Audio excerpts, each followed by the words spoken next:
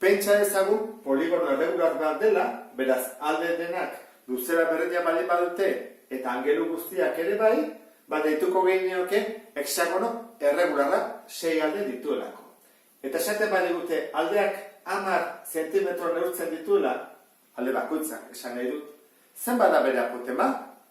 Horremen, datu bakarra ematen digute, eta berez, 2 behar ditugu. Goazen ikustea, ze gertatzen den hexagonekin. Hexagonoa pixkat berezia da. Zergatik? Nik elkartzen baditut zentroarekin, ez da, erpinak, behira ze gertatzen den. Elkartzen dute, horrela,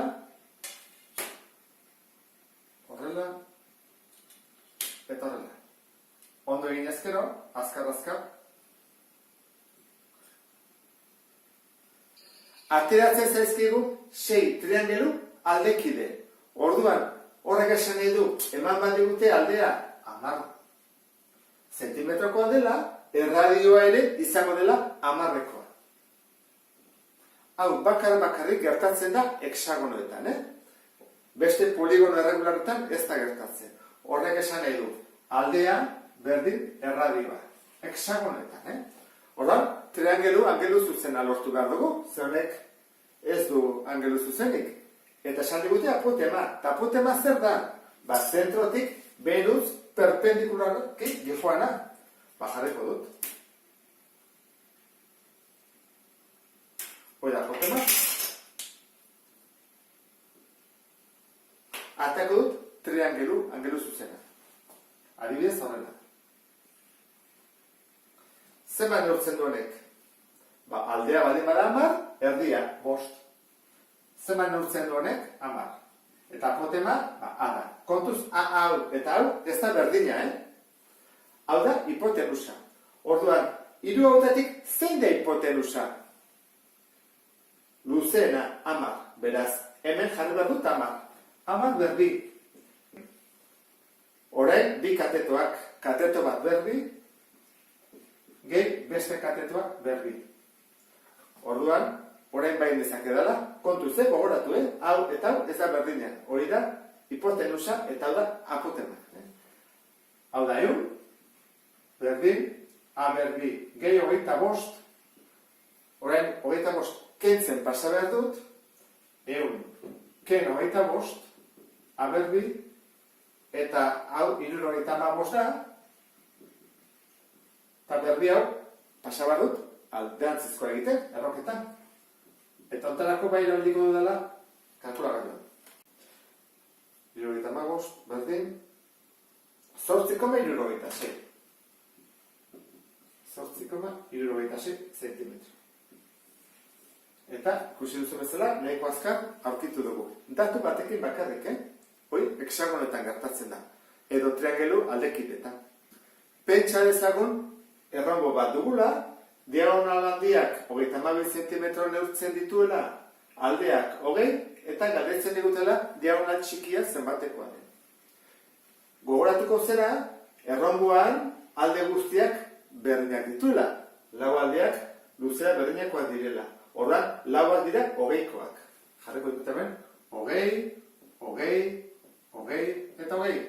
Eta diagonal handia, 32koa baldin bada, hau izango da handia. Zer, hau txikiagoa da, ez da? Horrak, goitik beraino, 32 zentimetro ditu. Diagonal txikia da ez ezaguna. Orduan, guk triangelu bat atea behar dugu. Zein atako dugu? Hau, edo hau. Zela bat berdinak dira. Hau atako dut adibidez. Atatzen bai bautori, jarriko dut hemen 20, eta hau zein izango da, diagonal txikiaren erdia. Horra, diagonal txikia, eta jarriko dut hemen erdi bat, erdia da. Eta hau zen bada, izango da, diagonal handiaren erdia.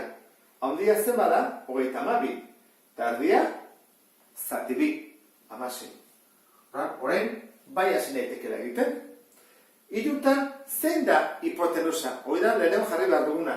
16, 20, edo diagonal erdia.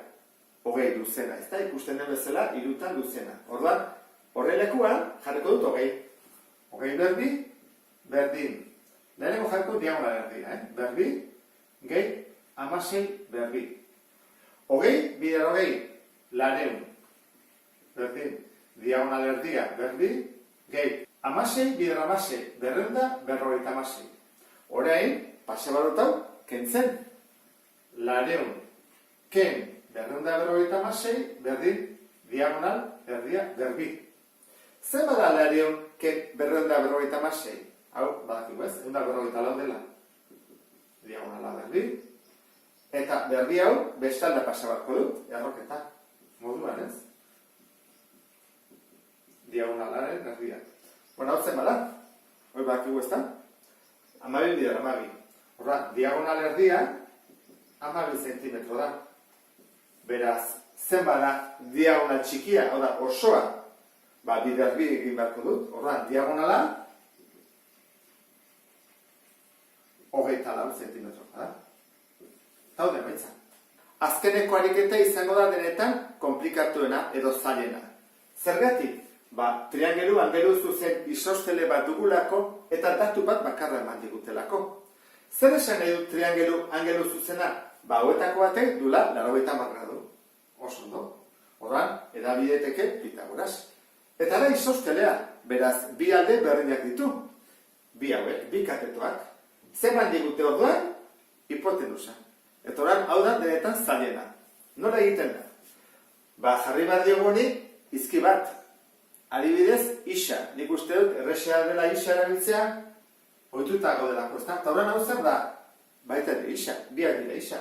Zergatik dira biak isa? Biak berdinak direlako. Ez balira berdinak izango, bat izango izateke isa eta bestia i. Horren, guazen egitea. Hipotenusa. Hogei. Berdin. Kateto bat. Isa berdin. Gehi, beste katetoa. Isa berdin. Egin dugu. Bueno, hau ekuazio bat, bigarren mailako ekuazio bat. Arguazen egitea. Lehenengo berraketa egin dugu. Hogei bider hogei. Lareun. Berdin. Bueno, hau batu egin bat dut. Badakigu nola batzen den, gogoratzen zera? Nola antzekoak diran, koefizientea batu daitezke. Bat isa berdi. Gehi beste bat isa berdi dira, bi isa berdi. Orain. Isa bakarrik usteko, zer pasatzen dugu? Bi hau, edo beste bi hori. Beti pasatzen da biderketa, berreketa azkena. Orduan, bi pasatzen zatitzen, lareun, zati bi, berdin, isa berbi, lareun, zati bi, berreun, eta bi hau, horren bai pasatzaketela erroketa moduan. Eta jarriko hemen. Berreun, berdin, 14,14. Orduan, isa da 14,14 zentimetroa direnez, katetoak 14,14 zentimetro neurtzute. Eta honekin bukatzen dugu errepaso orokorra. Beste bat arte, agur.